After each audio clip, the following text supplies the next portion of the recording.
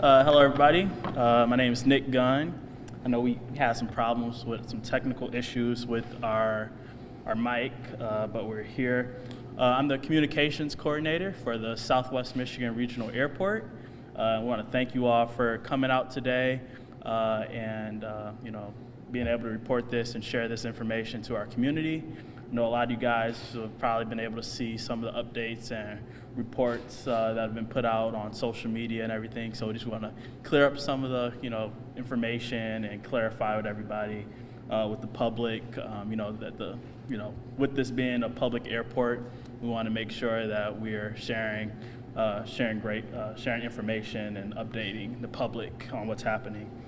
So what we shared this morning, a few hours ago, the Southwest Michigan Regional Airport confirms that a small aircraft was involved in an incident on airport property today. Emergency responders from local police, fire, and medical services arrived on the scene immediately and secured the area. The airport is actively coordinating with local authorities as well as the Federal Aviation Administration, the FAA, and the National Transportation Safety Board, the NTSB, who will lead an investigation into the cause of the incident. At the time, only limited details are available, and the airport will release additional information as it is verified. We also want to clarify that there were two people in the aircraft, and they suffered very minor injuries. They're doing just fine, and they came into the airport and were able to talk with Airport Director Christopher Beckman and the staff here at the airport, and they have minor injuries and they're doing just fine. Christopher Beckman, our Airport Director, who recently was appointed here at the Southwest Michigan Regional Airport, he was able to share this statement. Our primary focus right now is ensuring the safety of everyone involved and supporting the responding agencies as they carry out their work, said Airport Director Christopher Beckman. We are committed to transparency, and we will share confirmed information as soon as it becomes available. So now, with that being said, I'll have our Director, Christopher Beckman, just share a few words and some of the information that was shared today. Thank you.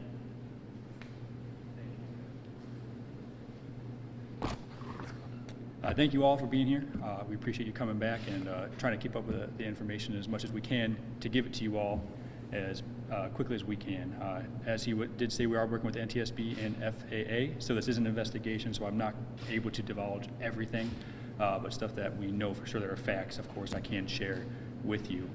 The pilot did share with us they were ferrying this aircraft from Canada to a different portion of Canada. They landed in Michigan on Monday, Port Huron, and left the next day and recently landed in Battle Creek and then Dowagiac. The spot before here was Dowagiac Airport, so they were coming to us from Dowagiac, and then they decided during flight they experienced some malfunctions, and that's why they tried to land here. I apologize, I'm knocking someone's microphone around here. If I messed that up, I'm sorry. I don't know exactly what those issues were or what caused them, but so they had to make an emergency landing here. Upon landing here, due to the issues, their right wing, sorry, I'm going to make sure I read this correctly so I don't say it incorrectly here. The right wing struck the runway, and that was possibly what involved in this incident. Don't know what that caused and everything like that, but that's when we came to find them, flipped upside down, which was noted by one of the pilots here on the ground. They notified us via radio that they saw the aircraft flipped upside down, and that's how we found out about it. Do you have any specific questions you would like about this incident at this time? I saw you guys earlier taking the plane back to, I think, one of the hangars. So is that where it's going to stay, or is there plans to repair it? I don't know. No, fair question. Yeah, we did put it in a hangar for safekeeping because due to the investigation, we have to keep it intact as possible. So we do have it locked in a hangar for the investigators to come when they are able to come take a look at the aircraft and get their deduction and their stories from the pilot and the passenger. And I'm sorry, I couldn't hear well. You said they're going to Canada, or they were coming from Canada? Both. It started in Ontario. They were ferrying the aircraft to British Columbia. I don't know the exact, I don't remember the exact names here, I have it here, but they were going to Canada, and we were just along the route to the flight path there. Do you have their identities to people that were there? I do, but I don't know if all family members and everything were notified or told that they're okay and everything, so I don't want to divulge that information just for their family's sake. I don't want to step on any toes in that way. Yes, ma'am? I know earlier there was discussion that gusty winds and things like that may have been a cause for the plane to flip. Has that been confirmed, or is that still? It's going to be determined by the investigation, and I apologize. I put the speculation out there. That was my fault. I spoke a little too preemptively on that. That was my assumption, not that of fact. So I apologize. The investigation will further discover if that was the true cause of that or not. And then how long was the runway closed for while that was being taken care of and taken away? I believe we approximately had it closed for almost 2 hours, just getting the aircraft up safely so it didn't cause any more damage to the aircraft or any more damage to the airfield. We took our time with that to make sure everything was properly taken care of. So we took our due diligence, and then we inspected the airfield afterwards before opening it to make sure that it was still safe for other aircraft to land on. So approximately 2 hours.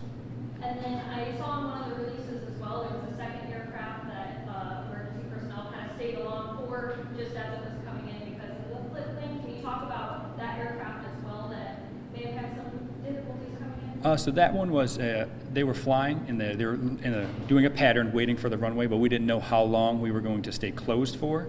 So we figured it was probably the safest bet is to get our crosswind available to them so that way it didn't turn into another emergency, just in case. So we asked them to stand by so we get that aircraft on the ground instead of circling above. So that way they didn't have an issue with icing or a potential low fuel situation. So that was just us trying to mitigate a potential another emergency. So I understand you're not sure if weather played a role in this incident at all, but do you think it's safe for pilots to continue flying in these conditions and come land here at the Southwest Michigan Regional Airport? That 100% is based on the pilot. They know their aircraft and their abilities way more than I can. Each individual pilot is different, so that is 100% a risk on them. And I can't say whether or not they can. All I can try to do is make this runway or the airfield as safe as possible for them to operate. Just generally speaking, is wind ever a factor when it comes to like if you land or a plane that you know is going to be landing here as far as like clearing off? I think the cloud shelf is one factor, visibility is another factor. Is wind ever a factor that plays in that? Oh, wind is a very big factor, and that's why we have a crosswind runway as well. They have to use the winds to help them as best as they can to land that aircraft. And so we have the one runway going east-west and then the other one going at a crosswind to allow for them to have some type of adjustments. Today, the wind was going straight down the 1-0 approach in this case. And the two people that were in the airplane, I know we said they were at the hospital. Have they since been cleared and they're good to go? They have cleared, and they came by to share some updates with us on how they're doing. They each just had some minor injuries, but they were able to go home and be with their families until they are needed for further investigations. And the response time with the emergency responders was very fast. You know, they received a call like around 9:30 a.m. and emergency responders were there almost immediately in just a few minutes.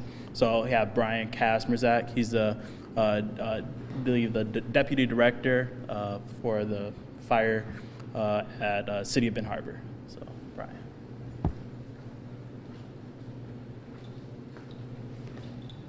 Thanks, Nick. Yes, this morning we responded out here for a aircraft emergency. Found the plane upside down on arrival. There was no fire at the time. The people were out on our arrival, and we did put a blanket of foam over the wing of the plane. Most planes, including this plane, store their fuel in the wings. There was some damage to the wings, so it was more just of a preemptive nature to put that foam down and as a precaution, just if there was any sparks or anything around the aircraft.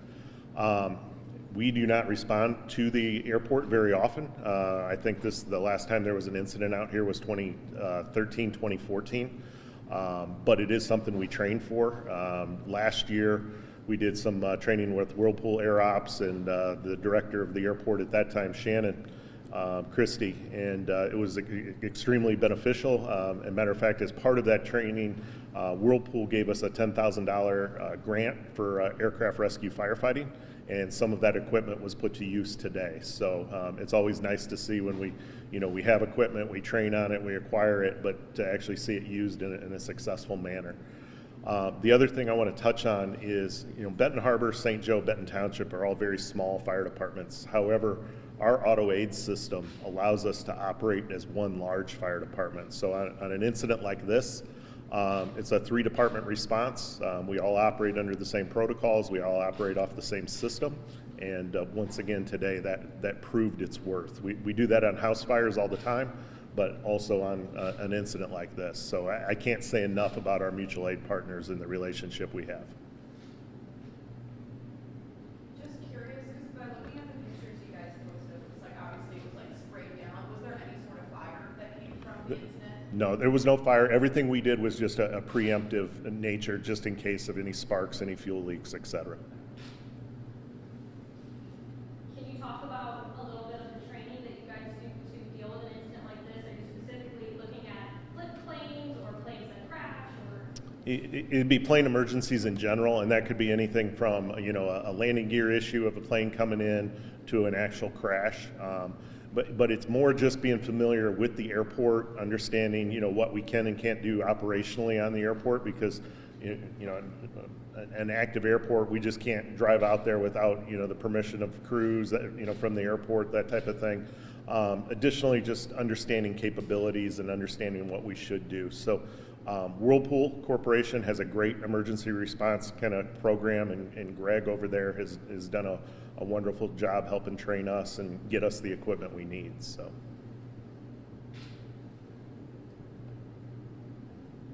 All good. All right. And again, oh yeah. I have one more question involving the investigation. Is there any sort of timeline, or when could you look at getting a pause or into that investigation? I don't know the timeline yet, especially with the holidays. People are taking some time off, but as soon as we do get any type of report from them, we'll make sure to release that information to you all. But I do also want to touch on that as well. So coming from the Air Force, that's where I recently came from, they have dedicated teams that respond.